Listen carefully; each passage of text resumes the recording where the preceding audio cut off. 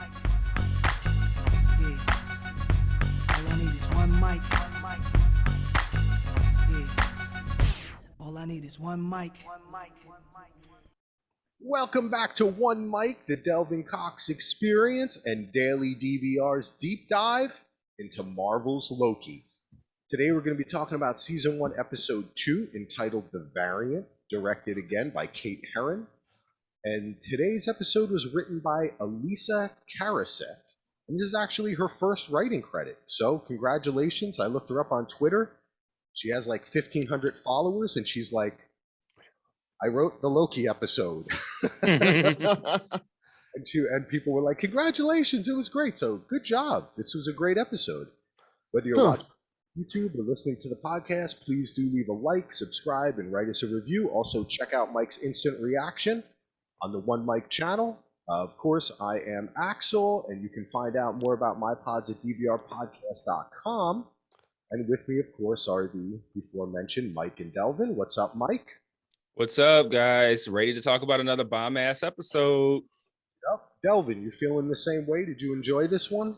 Yeah, I thought it was really good overall. I think that I like the direction the show's going into, and it kind of adds on to what they built on episode 1. So I think it's cool so far. All right, cool. Good deal. Well, listen, I wanted to kind of shock you guys, do a little shock and awe, and start this episode with, actually, I think Mike talked a little bit perhaps about this on his instant reaction, but we had an email from Glenn, who is a longtime listener and friend, and Glenn said this, and I want to see what you guys' reaction to this is. Glenn says, I don't think the TVA are the good guys. They have clearly become a brutal bureaucracy. We see that with how Loki is treated. We see that with how the ticket guy gets reset just for not having his ticket. And if you rewatch these 2 episodes with that in mind, it does put the TVA in an entirely different light. Thanks for the podcast and all the work you guys do over the shows. I appreciate it. So, what do you guys think? Are the TVA actually bad guys? I'm like 90% yes on this. Like, and you're right. I did talk about it on my instant reaction. It's more of just a theory, just based on kind of like what Glenn was saying. Like, if you rewatch the episodes with that in mind, you kind of see things a little bit differently. And I feel like the show is laying the groundwork for some sort of pulling out of the rug from under us as far as what we think is going on versus what is actually happening. And I think there's a lot that is not said between Mobius and Ravonna, I think is the judge's name, the black woman that he speaks to, that was Loki's judge at his quote unquote trial thing in the first episode. I think there's a lot that is unsaid between them, and even more that is unsaid on her side. And I found the multiple condensation rings on the table and her comment of you always do that, or that's always you, or something to that degree. I found that to be a pretty big, like, blaring alarm horn, like something's going on here. And just the nature of how they've interacted with Loki, the way Loki seems to kind of be not, and I'm going to kind of sort of jump ahead a little bit, but the way the Loki variant, the perspective that the Loki variant has of the TVA, I think these are all kind of like clues that something is amiss there. So I haven't built too much on that. I mean, I've really only started thinking about it after this episode, but I kind of feel like that's where we're headed. I think there's a possibility of it. I want to say that I like where we're going with it. I like that it's kind of left open-ended. I think this also could be a situation where it could be gray area in terms of, like, if you really look at the whole thing, closing the multiverses and keeping it one straight line could be considered a good thing, or it could be a bad thing. We don't know the ramifications of that. We don't know if this universe is meant to have multiverses or not. And we don't know really what stopping multiverses from occurring could possibly do for the society and things like that. So I'm really interested to see where they go with it. Into the whole way of how they treat Loki. It's kind of understandable. Loki, in terms of purposes, is a horrible person. He's killed countless of people. He tried to take over New York. The only redeeming quality about Loki thus far is that he's been such a bad villain. If you really look at who he is, you have to kind of sympathize with him. Like if you look at the whole battles for New York, he felt at that. If you look at Thor 2, protecting his mother, he felt at that. And yeah, he took over Asgard for a while, but kind of got caught. And then when Hela came, she immediately took over Asgard with almost no fight whatsoever. And then when he tries to be a hero, he gets brutalized by Thanos. So it's kind of like he's kind of a loser for all intents and purposes. And we'll get more into that later on. But the more and more you look at this story, this guy who we saw in Avengers 1 as this big bad villain who's trying to take over the city is kind of the underdog in this story. I think that's fascinating. Yeah, I think real quick, Axel, another thing I wanted to add on to there too is I don't think that necessarily maybe the entire TVA is corrupt in some form or something like that. It could just be Ravonna, and I question whether or not the timekeepers even actually exist in this show. But one of the things that I think kind of led me down that path was the fact that they have this whole blind spot of the Loki variant hiding behind these apocalypses, and it's built as like, this is how we aren't catching this person. And I thought of it as like this. It doesn't seem to me that the TVA would have such a loophole and not know about it when you know about all things across all time and That's you manipulate it. Like, so to me, I feel like they know it's there, or someone knows it's there, and it is there with purpose and intention. And this Loki variant is merely exploiting it as opposed to discovering it. And that's another reason why I think that there's something amiss here. So it's not necessarily like maybe the TVA itself is like a bad guy per se, but there is either someone in the TVA or the TVA itself is up to something nefarious.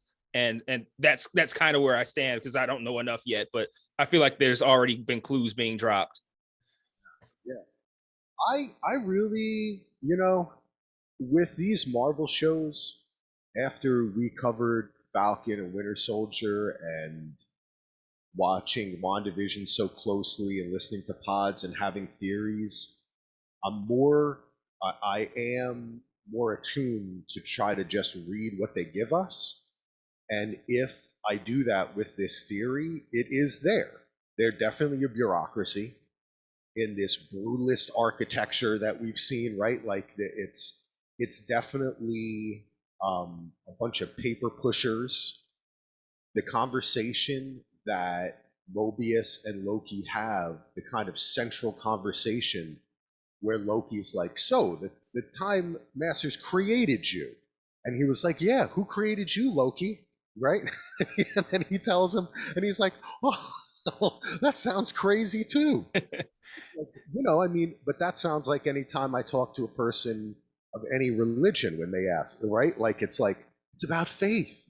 You just have to believe, And I like the way they're setting Loki up in this situation to be, as the big loser who finally kind of breaks out by almost like we've seen in our own society, like Gen X, right? Like the losers rule, like he's going to be the one who figures everything out.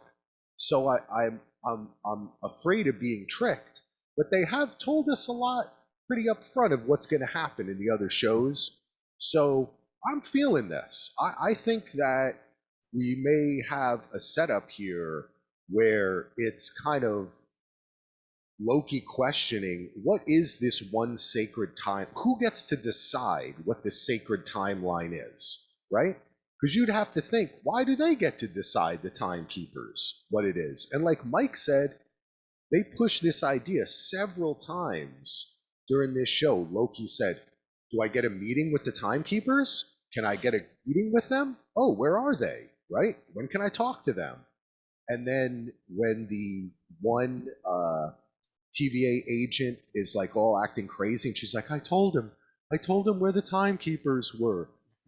That hinted towards what Mike's saying, like, do they really exist? Because it's like where they were, like where they are. There's a lot of language, like you said too, with the rings on the table. Have they been doing this again and again? are they actually, like, I started to think, are they doing this not to find the Loki who can take down this Loki, but are they doing this to take that to find the right Loki to create this chaos? Like, is this chaos actually what they have planned in some way? Are they manipulating him? Yeah, could be. I'm on the tip that I don't know if they are evil or bad guys, because like Owen Wilson said in that same conversation, who is to decide what's good or evil, chaos or order, you know? I love when he talks that kind of stuff. He's like, you know, man, come on. I love him. They are such a great pair. But I definitely think that TVA is not what they seem. And also, I don't like that they keep on showing these timekeepers like they're all etched in stone, like they are in a sense like Thanos, right? Like they're gonna decide who lives and dies, what's right or wrong. As a human being watching it, I can't help but kind of root for either Loki to take down this organization or give us freedom of choice or free will. So that's kind of where I'm sitting on it. I kind of dig that though, and to be honest, I had just been thinking the whole time, like sitting back and waiting to kind of see what really is going on. What makes you think, Mike, that the timekeepers don't really exist or they're not there? Just there's no evidence for this. It's just the fact that so much importance has been put on meeting them, and that to me ultimately kind of feels like it's a situation that's being set up to have the rug pulled out from under you. Like, oh, when can I meet with the timekeeper? Soon. When can I meet with them? Real soon. You're almost there. Oh, one more mission, and then all of a sudden, oh, there's no timekeepers. Like that's just what it feels like. And then like the fact that they're worshipped, but it seems like no one's ever. What really did it was when Mobius said he's never seen them, and they they got these statues and they're worshipped. I mean, in a very literal sense, they are like gods. Like, so in theory, anyway, if they actually exist. But yeah, the way they've been built up, but the fact that it seems like the way Ravonna was talking on behalf of them, it just felt very Wizard of Oz to me. Like they don't exist, and it's just this, and she's just pulling some sort of scam or something like that. And speaking on behalf of them, I don't know. It's just a gut feeling, really. And side note, Axel, I don't know if it's just me, but you sound echoey to me on your audio. Yes, I am sounding echoey. Yeah, like I don't know, like you're in a box or something. Like I don't know. It sounds kind of weird because I thought it was you thought your mic was on and it wasn't, but the audio when you did it without the mic last week was fine. Okay. Unplug it. Okay, now say something. Yes. Hello. Hello. That sounds better. Okay. That Yes, sounds better, guys. way better. All right. Cool. Cool. All right. Good deal. I will keep it like that then. This damn thing did not work properly. Okay. I'll jump back in. All right. So I kind of took some notes throughout, so we might go a little bit more in order this time because I thought it would be kind of fun to do that and to just get your guys' impressions of what happened in the episode. What did you all think of this Ren Fair? Are you guys Ren Fair people? Have you ever been to one?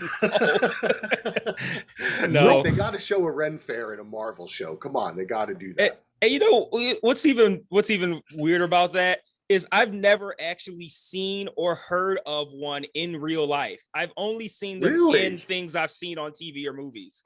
So like, there's a part of me that's like, are these even real? They are. I've heard of them. I know they are, but I'm like, I've never actually seen like an ad for one or someone who I know is going to one or pictures on my Facebook feed of somebody who attended. Like I've only seen them in TV and movies, and I'm just. I have a friend who's went to one. Like, I have a friend who went to one, has the whole armor and stuff and everything. Like a knight. I think that this might actually, wasn't it like Chappelle or someone who had a routine about this, about how like, do Ren fairs only exist in white people world? Like it's just like a thing that white people do because they want to eat those big turkey legs or whatever. Yes. I have been to a Ren fair. I used to date a girl who went to them pretty regularly and dressed up. And I don't know, man. It's like I said, I am always been like a sci-fi guy because I've never desired to live at a time when there's no running water or toilets and you can die at any time. I'd rather have like a robot giving me shit than like worry about scurvy and rats and all that kind of Scurvy. crap. So I agree. I'm not really into the Ren Fair, but it was fun. And from what I understand, people were saying they said it was Oshkosh, Wisconsin. I always love that Oshkosh Bagosh. In 1985, which is a great year, and of course, Back to the Future came out in 1985, so that's like a little timey throw. And supposedly that was actually shot. See, I'm not sure. They did a little. They shot, I believe they shot some of this in like the volume type thing that they do, like Mandalorian and a lot like WandaVision. So I think they did I haven't watched a lot of behind the scenes stuff, but I do know that they actually did do a lot of location shooting as well for this show. So this was, I think, the Atlanta Ren Fair. I saw someone said online that they recognized the buildings and all that kind of stuff. But then again, it's like, how many fucking like old buildings can you really have? I don't know if it really was. You know what I'm saying? Like it all looks the same. Can you imagine thought being this at a was- Ren Fair and seeing fucking Loki walk through it? Like actual fucking Tom Hiddleston. Like, okay, I'll try to stay in character here, but fucking Loki's walking around the Yeah. Renaissance Fair. I thought it was great, and I thought he kind of fit into. I just thought it was fun and playful, and this whole thing that happens here, basically, we just I guess this is where we kind of figure out that this Loki is really trying to steal the reset charges and gather them up. This is where we kind of figure out, because last episode I was wondering, like, what are they doing? They're just killing TVA people? No, what really they're doing is stealing the reset charges. But it looks like they are kidnapping certain soldiers, right? Like it's not just one, it's several now that are missing. So there's another little mystery there that I wanted to bring up, which is we later find out, obviously, it's Lady Loki, spoiler alert. I like And- that aspect too, by the way. Yeah, that was great. We'll talk about that. But she pulls another one of the soldiers through. Oh, wait a second. I think I figured it out now, guys. Was that the same soldier that they find later in the office? Yes. Mhm. Okay, thank you. All right, we can finish the podcast now. I figured it out. Yep, And we same also one. get Only a Hero playing, which is great.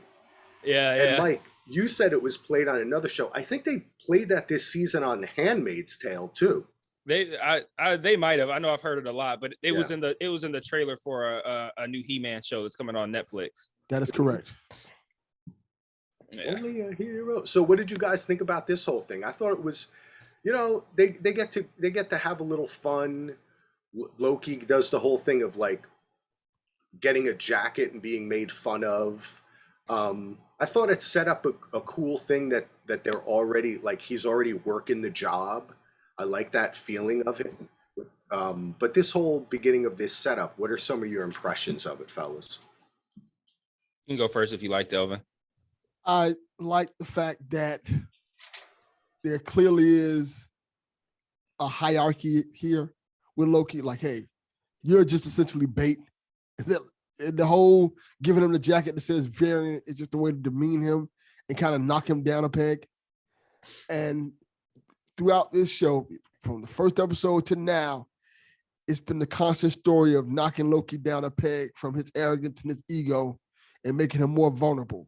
And like I said, we'll get more into that later on in the episode, but you see that more and more, and you see how they're giving him a leash, but not too much of a leash. And like, hey, you're gonna stay in your place and recognize who you are and what you're here for. You're here to do what we say, and no more, no less. And anytime you think about doing any one of your tricks, we're on to you. And I think it's fascinating to see Loki at this point where he's following orders to people that he knows he shouldn't be subservient to. Like, for example, when we watched Avengers and Loki was following the bidding of Thanos, in Loki's mind, he was manipulating Thanos to his bidding. He didn't think Thanos at any point in time had the advantage or the upper hand on him. Here, while Loki feels like he wants to be in control, Loki himself knows he's not in control and knows that he just has to come along for the ride and just try to find an opening to where he can take advantage of the situation. I think it's really cool to see that. Yeah, and you know what's interesting about that too is, so I think the best example of that is after the variant escapes with that one soldier, and Loki's essentially, we find out that he's stalling for time, kind of, anyway, or trying to be manipulative. He goes to this whole thing. He's talking, and I forget her name, but the soldier that's played by Ruby from Lovecraft Country, I think it's like B-15. It's some weird thing like that. Hunter B-15. Yeah. Oh, okay, cool. Good. Oh, look at me. Right. So yeah. So when she's saying something like, we only got 1 minute left, or we only got 2 minutes left, or whatever, and you could tell he's just going. And at the end of his spiel, and that time is up, Mobius is just like, yeah, he's full of shit. Let's go. And like he didn't buy it at all. And the weird thing about it is that with Delvin's point about how Loki has kind of been put into a position where he's learning that he is not in charge. He is not manipulating everybody. That is an example of that. But then two, I'm learning that Loki is not in charge and that he is at their bidding. So when he went on that whole spiel, I thought that was Loki kind of accepting his role and like, okay, I'm actually going to be on board and help. And so like, he still fooled me because, but it wasn't because he's so fucking manipulative. It's because the show has told me that he has no power over them. Like, so I've already accepted, like, he's not going to be able to get one over on these guys. So I assumed that he was accepting his role, but he was still being manipulative. So I was fooled. And then Mobius is like, no, fuck, he's lying. Let's get the fuck out of here. So I thought that was an interesting kind of dynamic that Loki's acceptance of his position and my acceptance of his position essentially had the same result, where he still manipulated me. So, Dude, I feel the same way. I just let it go. Honestly, that's why I really love this character, because I think we were talking before we came on about Father's Day, and that's why we're a little late too. Happy Father's Day, everybody. But he's like a child, right? Every second he is manipulating, but you don't know which direction, so you can never trust him, right? So when he says to the other Loki, hey, I was just stalling to give you time, I'm thinking to myself, nah, he was probably doing something else. You know what I mean? Like, I don't even know what he was doing, but it wasn't good. Mm-hmm. So I just totally don't trust, and I just go with it. And I find that can be kind of frustrating in a character when you're watching a show and you need to trust them. But he's such an effective, unreliable narrator that it gives you this freedom of fun, and he just plays the character so well. All the stuff in the beginning when he's sitting at the desk and he's reading the Jet Ski magazine and he's talking to the hologram time clock, it's just great, man. And I mean, I can't say it again about how Marvel is so successful at letting actors act, letting people just have fun on screen, giving us that was not really that necessary. They were rehashing some stuff to us and letting us know some plot points, as they do in this show. But overall, it was just a fun time that you could like laugh and spend time with these characters.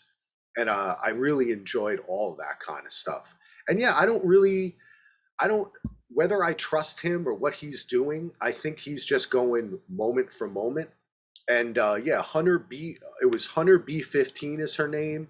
And it was Hunter C-20 that was kidnapped and that we find later. And I think that one of the other things I wanted to mention in this whole kind of beginning is when Loki explains to them the difference between illusion and duplication casting. Okay? And I wanted to ask you guys, what do you think the purpose of that was? Was that just to explain to us that when we see the people taken over by, like, say, the green glow, right? in the rock spot in the big warehouse at the end. That is that illusion?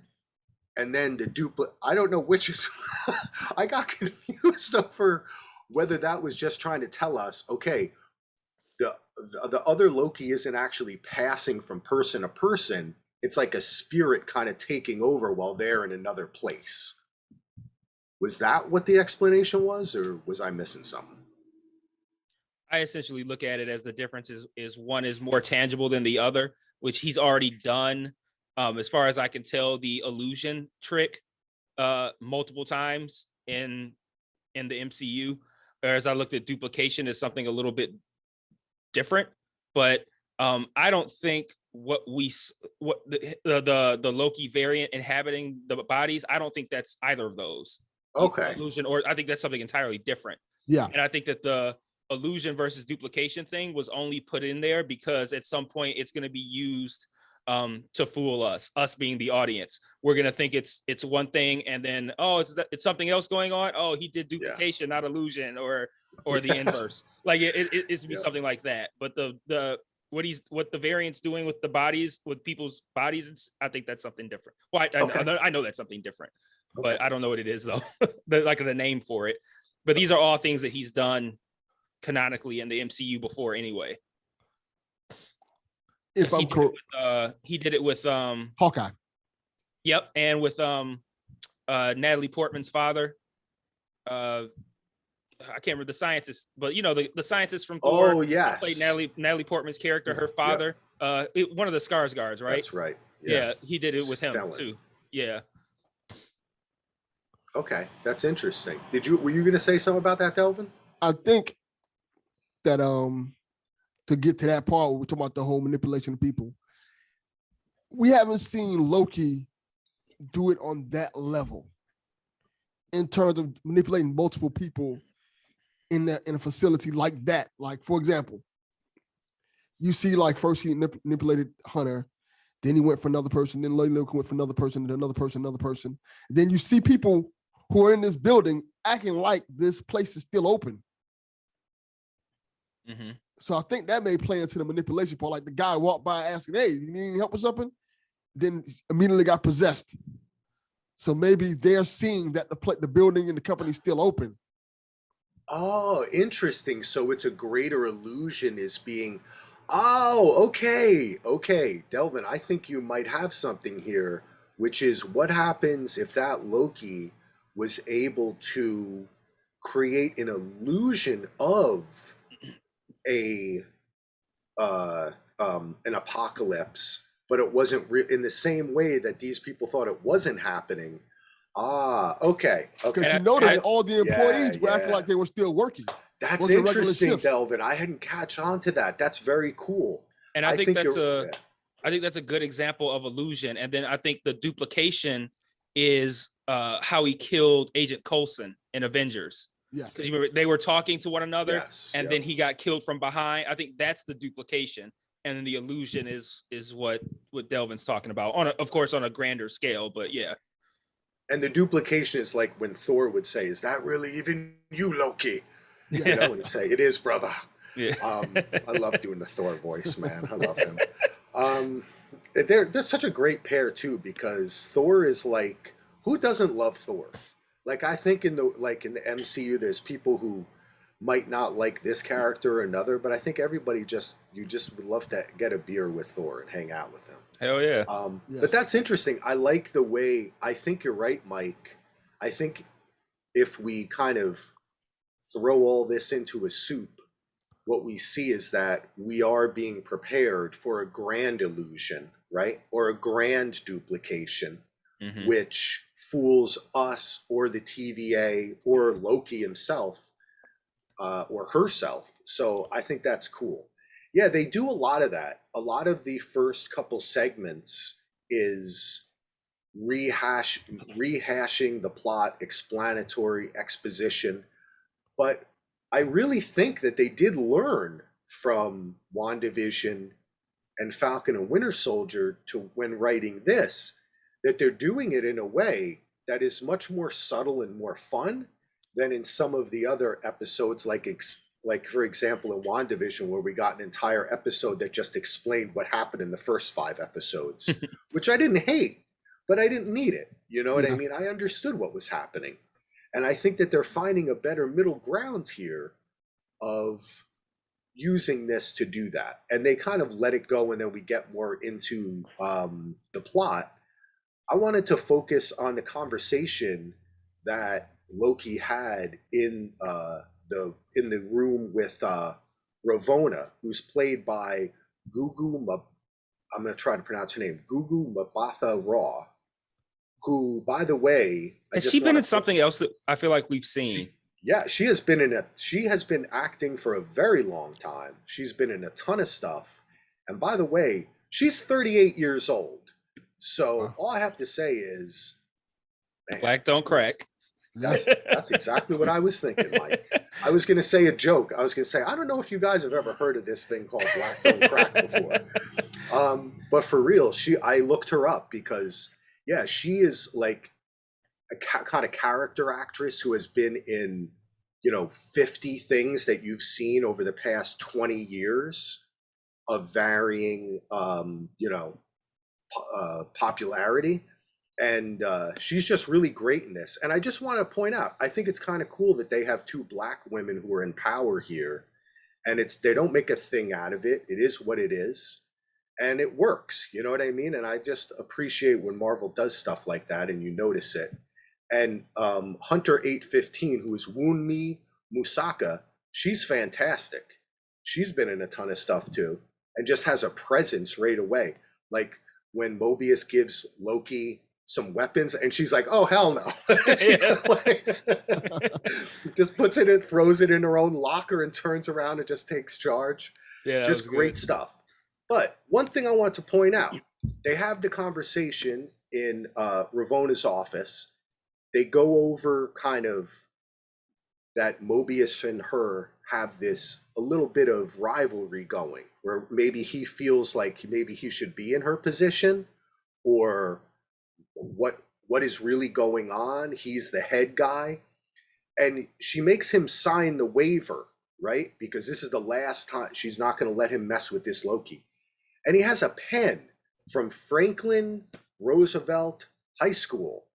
And I don't know what is that having something to do. Immediately, I just think Spider-Man, but he didn't. Did he go to Franklin Delano Roosevelt High School? I don't know. So I thought it was pen? I don't know. I don't remember.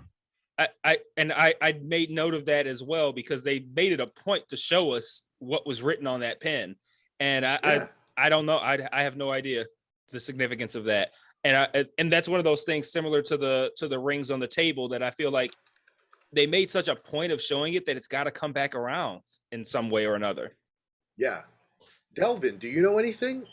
I'm looking online right now, and a lot of people are like, what does it mean? I kind of looked some stuff up, but I'm do you know looking it about up that? as we speak. Okay. I see Games Radar has a thing, how it could be a hint towards something bigger. An all-powerful Marvel character. All right. Well, I'll let you read that while I talk. Let's see if you find anything. But, I just feel like with the nature of the show that it's got to be a thing where like maybe it doesn't exist in a different timeline or something, and that's going to be a clue of a variant timeline that exists. Like, oh, we're not in the timeline that we thought we were because we have this Franklin Delano Roosevelt pen. And I like that. They don't have that. They don't have this school in this timeline or something like that. Maybe that's where Peter Parker went to school in a different timeline or something like that. Could be. Okay, because I'm just finding out that there is no FDR High School in Marvel Universe. I'm looking at some things, and people are saying it might hint towards this or that. But I like what you're saying, Mike, because I don't know. I was like, come on. They're showing that for a reason. Yeah, they have to be. Just like you pointed out the gum, and the gum became a big deal. That's how they figured out where to go at the end, was from hunting down when this gum was made during what apocalypse, So if that is a nice foreshadowing technique, well, it's foreshadowing a technique of laying things of foreshadowing. It's foreshadowing, okay?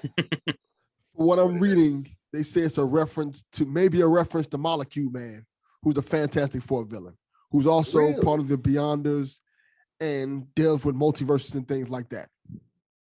Okay. I like that. That's very cool. I'm really digging the way that they are laying this stuff out. And I'm not mad when they're so obvious like that. You know, makes my son take notice. Seasoned people like us might only need a brief viewing, but others need more.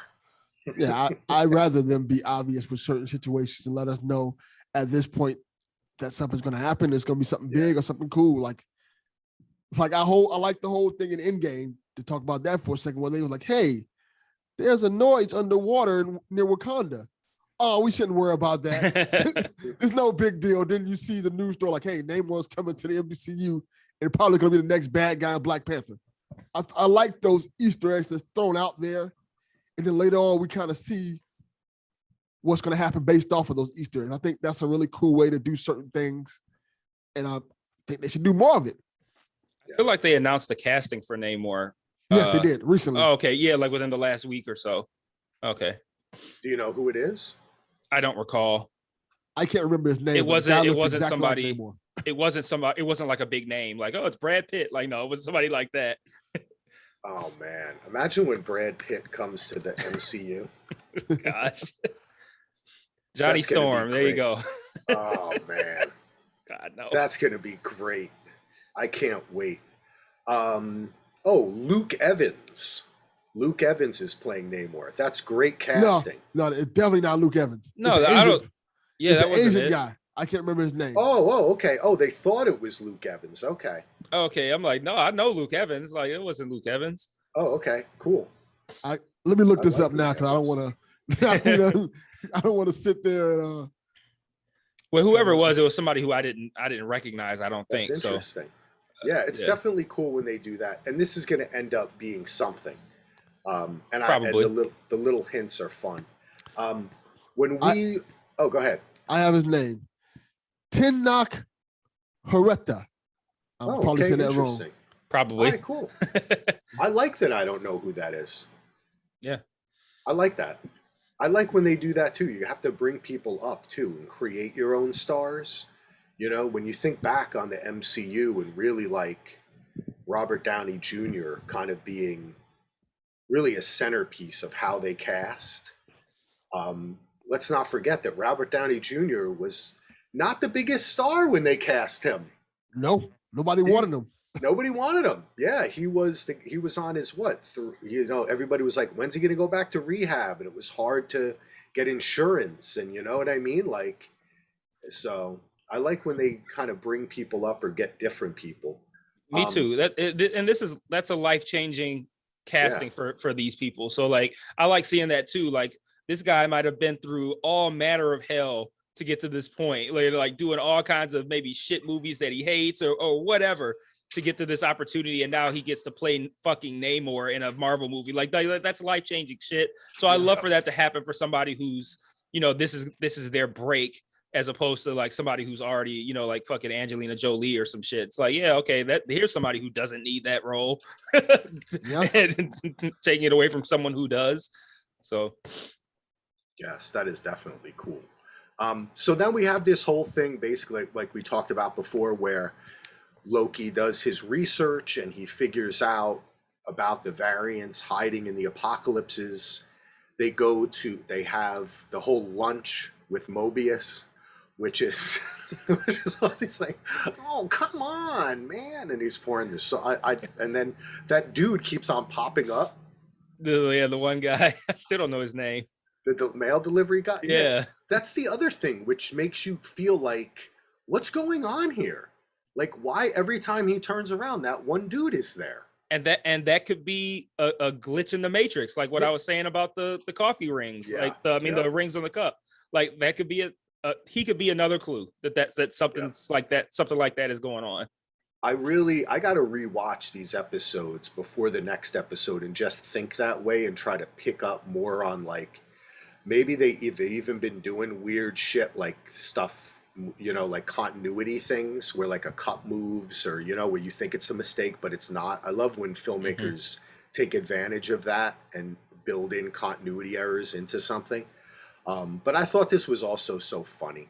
These guys are just wonderful together. Owen Wilson is a national treasure.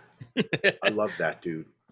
And he's had so many he's mental incredibly health issues. likable. Yeah, He he has? is. I didn't know yeah, that. he's attempted to commit suicide, and he was Really? very open about it and Wow. talked about it. Yeah, this was only like 10 years ago or so. It was kind of when he stopped working with Wes Anderson for a while, and people were and he was having issues. You know, he's had issues with depression and anxiety, and he's been really open about it. But it's good to see him. You know, it's like you think, you know, would have been, we wouldn't be here to make us laugh and shit like that. You know, so it's a good thing that he's still around. Yeah, such a likable guy. Like yeah. it's kind of similar to like Robin Williams. It's like, okay, Robin Williams playing all these crazy likable characters and beloved by everyone, and turns out he's really going through some shit. Yep. And yeah, I didn't know that about Owen Wilson. I'm just like, man, Owen Wilson is so enjoyable, and everything that he's in, he's just enjoyable. And I really like his banter with Loki on this show. Tears of a clown, man. Yeah. That's what they say. Yeah. Then they go to Pompeii. The Pompeii shit was hilarious. This was perfect Loki. This was when I was sitting there going, man, this Hiddleston, man, this guy is amazing. His arms are so long. Are his arms long? He's like one of those inflatable tube guys from the car. Yeah, he's like, from the used car "You're dealership. die." You know, actually, you know what? My son said that. He said he's like those car wavy things or whatever. Yep. Yeah. And that was hilarious. And then he, you know, he's like, don't do anything big. And then he does the biggest thing. He's like, let's start. Can you make a bird noise? Like, let's just start real light from the bird noise. And he just like, yeah, fuck that. I'm gonna go speak in Latin or whatever the fuck. Like he's speaking a different language and shit. I'm like, okay. Yeah, that was great, man. That was funny. And then, of course, the thing I thought that was kind of cool too is I was wondering how are they going to cut out of this, where like everything's coming towards them, and they just cut to the elevator doors opening, and they're on to the next thing. And I thought that was really smart. And I think that there was also probably in the actual script, it said like they step back into a time portal. And then some producer was there and was like, you know, it cost us like $70,000 to do one of those time portals. So how about we just do a natural cut? And that's what they did. So I thought that was really, for a filmmaking perspective, that was very clever, that it comes and then they just look at the camera and then they just cut and the doors are just opening. Mm-hmm. And that's when they have this big conversation. Did you guys have anything you wanted to say about this conversation about who created them and what's freedom and what the TVA is and all that kind of stuff? Not particularly, but I made note of it in the sense of like I find it interesting that they're having a theological discussion in the context of like time travel and shit like that. But you know, I always enjoy the pointing out of some sort of irony or something like that. You like what you mentioned with Loki making a joke like, look at all this stupid shit you believe in. He's like, and would you remind me what your backstory is again? And it's like, yeah, like we're both kind of on some weird shit. So I enjoyed the conversation for what it was, but I didn't really take anything out of it in a larger sense. I just thought it was kind of cool to throw something in there like that in the middle of a Loki TV series. I agree. I thought it was interesting. Good answer. Good answer, Mike. I think it's fascinating where they're going with this show and how, like I said, Loki's arrogance kind of gets the best of him. And they keep showing you that. And they're like, hey, maybe you don't know everything that you think you know. Because he's like this scene in particular, he's constantly talking about somebody else's beliefs and things like that. Like, and where are you from again? This magical land where everything is like platinum and gold, and your Yeah. father's Odin. Odin, right? Yeah.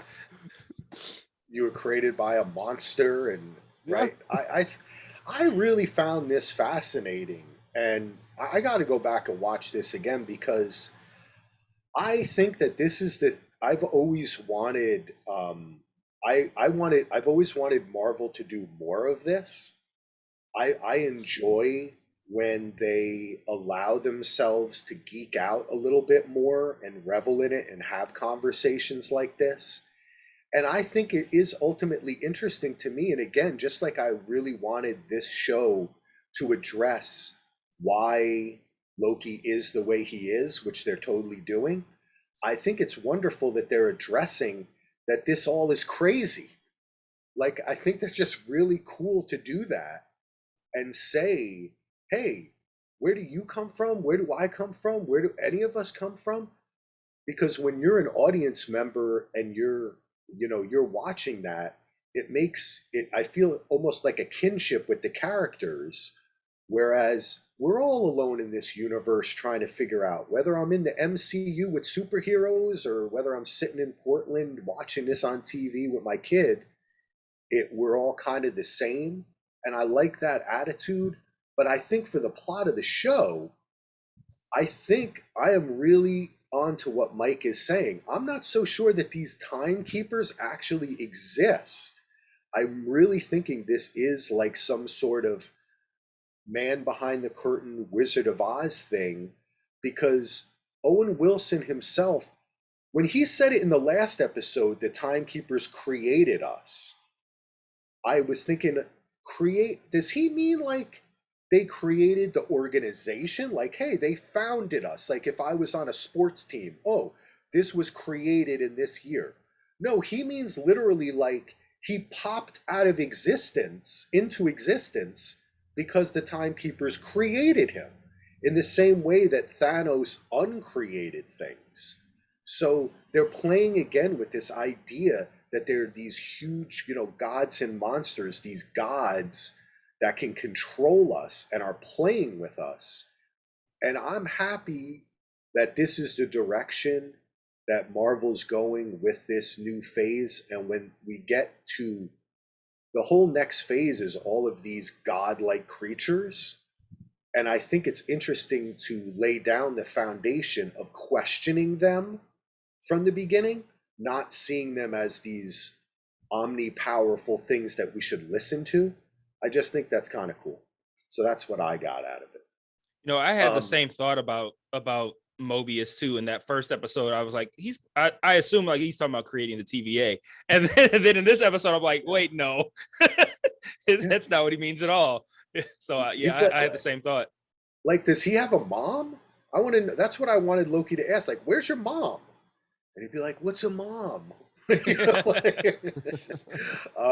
So then they go to Alabama in 2050. They figure out the gum thing like we talked about. They go to Rock's cart. There was a lot my wife was saying when we were watching it, because I watched it first with my son. We went on a little mini vacation down to Coos Bay in Oregon. It was awesome, and we watched it. And then I watched it with my wife. And my wife made reference to, they threw in a lot of climate change stuff in that quick reference to all the catastrophes that were going to happen. I didn't catch and that. I think this Alabama thing too, because Loki kept on saying so many catastrophes.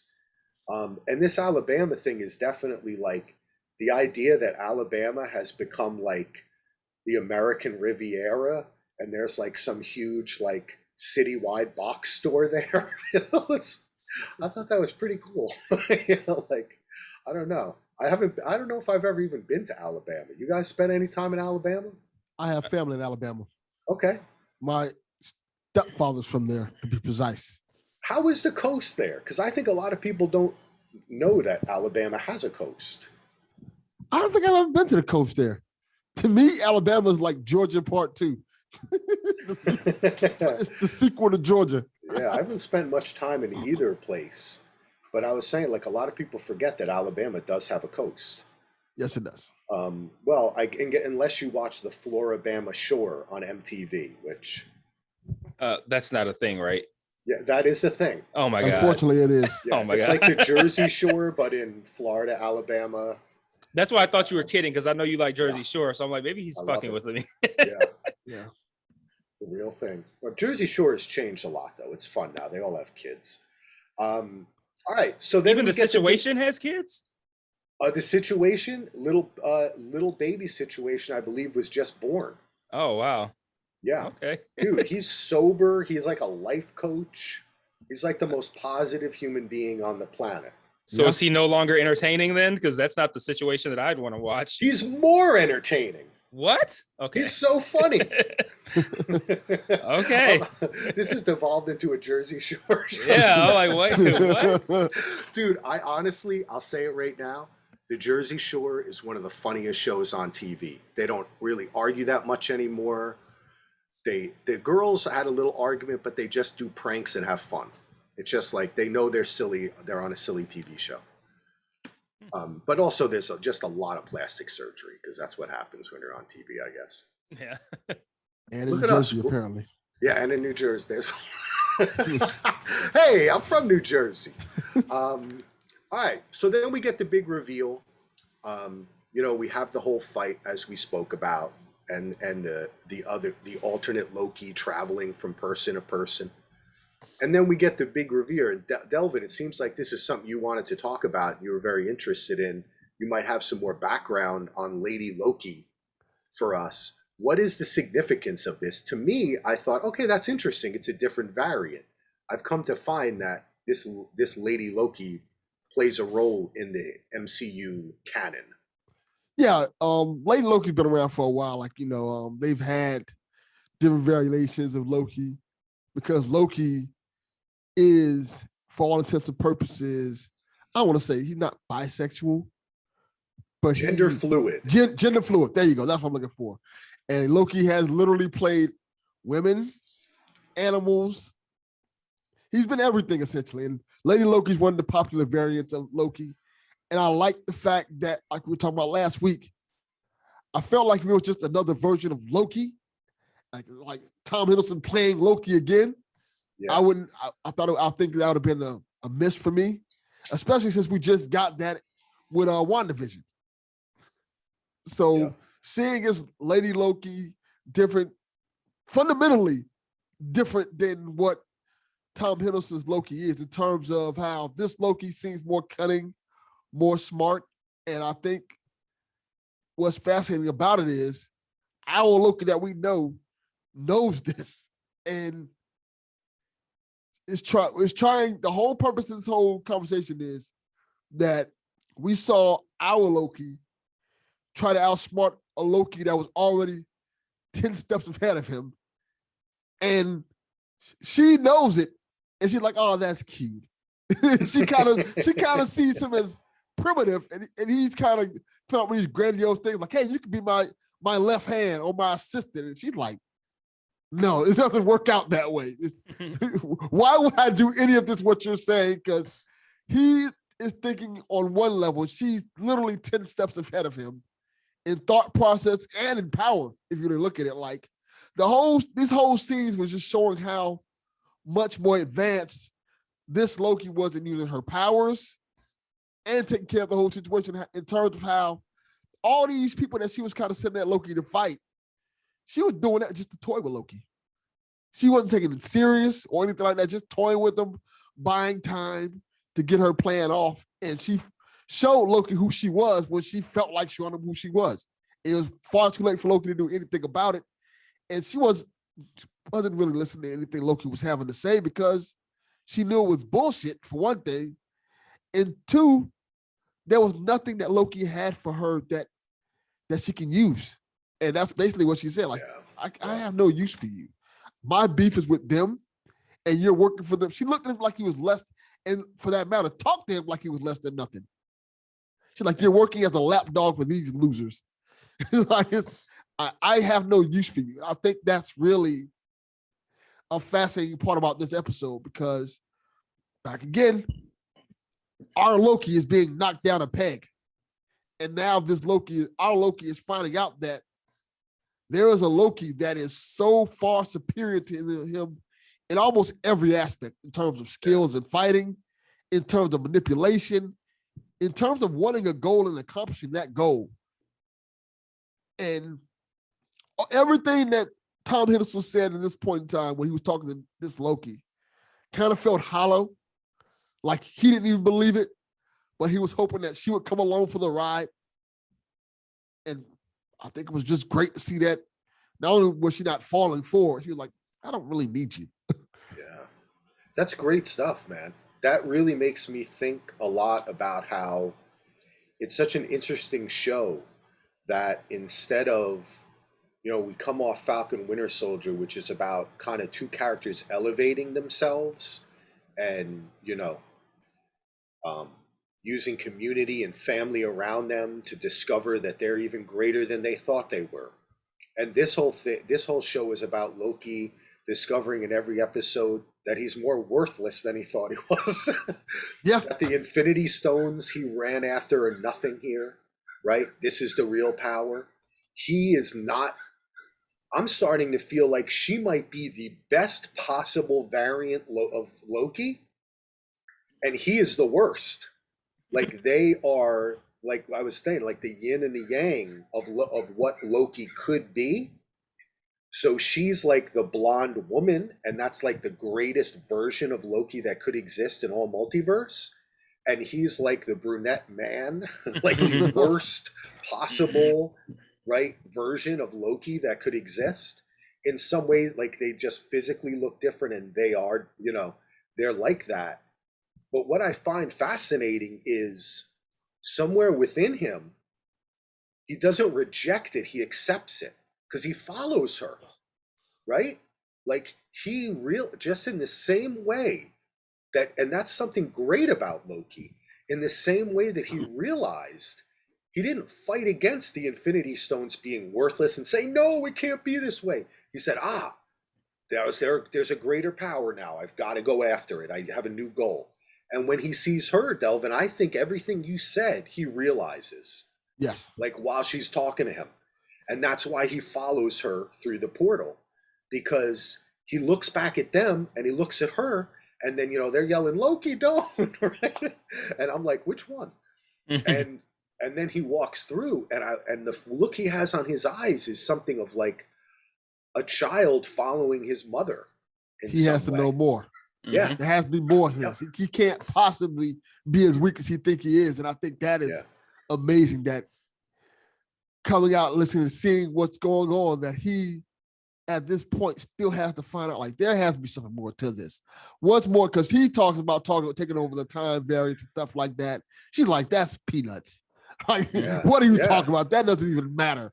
That's silly. And when she said that, and Loki knows that she's not bullshitting. When she said it was such conviction, he's like, really? I'm thinking small time, and she's 10 steps ahead of me. And I think that's really cool that he has to, like, Loki's ego won't allow somebody else to be that many steps ahead of him, especially a variant of himself, without him finding out how, why, and how can he get there and above that area. Yeah. Almost like Vegeta in Dragon Ball. And can he ever really catch up? Like, is this going to be a situation where he's going to learn something from her, or he's going to team up with her, or is he going to somehow manipulate her and end up helping out Mobius? And if that's the case, then it better not be presented in the way like Axel said, with like him being the worst Loki and her being the best. Because then if he gets the one over on her, then I'm not going to buy it. So, but I think it's interesting to see what direction they're going to take this, because there's people who looked at that like, okay, is he leaving to kind of like team up with her, or is he leaving to kind of like do recon and bring it back to Mobius and the TVA? And I think there's so many different interesting directions they could take that in, especially with what Devin was saying about how he's now faced with the fact that this is a vastly superior version of himself, and he can't just like let that go, like what's going on here. But then when he inevitably learns whatever it is that he's going to learn, what's he going to do with it? Is he going to do something wrong? Is he going to do something good? And I'm still holding out hope that my theory of like, he'll learn something and it will create the Loki who becomes the good guy in Infinity War, that sacrifices himself purposely for Thor with the knowledge of whatever it is that he learns on this show. Like, I'm hoping that's going to tie together. Yeah, I mean, I think that it plays back into the conversation that Mobius and Loki had about free will. And if there are all these crazy different versions of Loki as they showed us, the monster versions and the female versions and whatever, green, blue, whatever versions they showed, all of these versions are still the trickster, though, right? Like, he's Loki no matter what, but he also perhaps within that has the free will to be this good Loki. That's in there too. It's like, we all have a multitude of goodness inside of us. Like, we're all everything inside, the universe. And I think that's kind of cool, actually, to do with a villainous character, especially after what we've seen him do, which is kill like hundreds of thousands of people, destroy New York and all that. That was horrifying, right? So I think that it's pretty cool to have him jump in. And I think it is like a bit of both, right? It's like reconnaissance, because he's still Loki. He's going to manipulate the situation any way he can. So he doesn't know why. I almost feel like he doesn't know why. He just knows he has to do it. And he just has this inquisitive nature and this openness too, to keep learning too. That's the thing about him too. He is kind of like a ravenous learner, and we see that when he's doing his research, like he prides himself on being smart. So I think it's interesting to see what's going to happen. And I think it was also kind of cool. I just want to throw out that the plan to take the reset charges and send them all different areas, and then you see it branching off. I just thought that was very well executed, the way they showed that to us and the way they kind of laid that out, that was the plan. That to me was smart, and it was fun, and it was like a little bit of like an Ocean's 11 type heist thing thrown in there, and I appreciate it. I don't know. I think that's all I got on this episode. Do you guys have anything else that you wanted to bring up, or did I miss anything? I don't think so. I'm interested to see if they're gonna do anything with those specific locations that were shown on the branching out of the timeline. Like, if any of if it was just like kind of cool, like, oh, they're like let's just have these things be in places that viewers will recognize, or if they're actually gonna do something with any of these. Like, I'm a little bit curious about that, but no, I think we've covered everything that I want to talk about. Yeah, I think so. I'm very interested, and I'm starting to think I'm seeing what female Loki is trying to accomplish in a sense. And I think it may be on a grand scale. And I think if they can pull it off, I think it'll be very interesting to see where to go from there. Because it seems like her goal is to keep her timeline alive. That's what I was thinking. Maybe Interesting. because their whole thing is there can only be one timeline with one Loki. And it seems like her goal is, no, the timeline I came from, I want, when female Loki existed, I want that to still exist. My family, friends, everything that I know and love is still there. Yeah. So why should my timeline be destroyed just because you say so? Yeah, and who determines which timeline is the quote unquote right timeline, and all the more reason to bring the TVA and the timekeepers and their motivations into question, is within the context of that question. Like, who's to say like that this timeline is the right one? Yeah, I agree, because I think it's they propose that it's about some sort of balance, right? And yet all of these different timelines still do exist. They just try to exist in some sort of harmony, but it's a harmony that they create the dominant timeline in. And I think that that's an interesting concept coming from our point of view, because as we enter this multiverse as viewers of 10 years of the MCU, we do want to have some kind of sense that what we've seen matters, right? And the people, the things, the consequences were somehow meaningful. And in order for that to be true, then the consequences in other timelines have to be meaningful for the people who are in them as well. Mm-hmm. Right? And one really cannot dominate over another. They have to all accept each other. And I think that maybe that's where it's headed towards, that there is no sacred timeline. They're all sacred, and that this TVA has somehow been dominating this for their own purposes. And we'll see what those purposes are as we continue. And also, I just want to shout out, we got 2 episodes. We got to see when is somebody from someone else from the MCU going to pop up. It's only a matter of time till we get a cameo or something. So also, I sent you guys via Twitter DM some information on a character from Loki that y'all may find interesting. Oh, okay. I'll take a look at that. I had not seen that yet. I'll take a look. But yeah, we got this is only episode 2, so we got 4 more to go. We'll be back here next week on Sunday. It's not Father's Day again.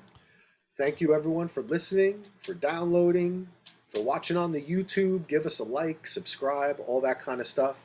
Head over to the Delvin Cox Experience. Head over to One Mic, DVRpodcast.com. Thank you, gentlemen, both. Peace out, everybody. Peace. Peace.